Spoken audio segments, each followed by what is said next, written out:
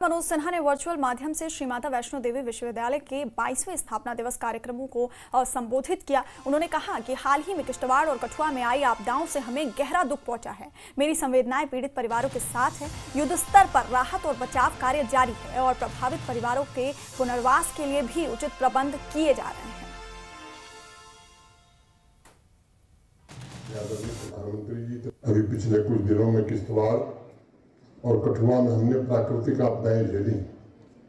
मेरी गहरी संवेदनाएं पीड़ित परिवारों के साथ है।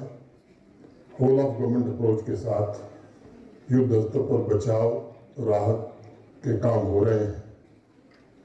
उनके पुनर्वास का भी उचित प्रबंध किया जाएगा। मैंने आदरणीय प्रधानमंत्री जी तथा गृह मंत्री जी को भी इस घटना का पूरा विवरण दिया है और उनकी ओर से पूरा भरोसा है कि भारत सरकार प्रभावित परिवारों का जीवन सामान्य बनाने में हर प्रकार की मदद देगी।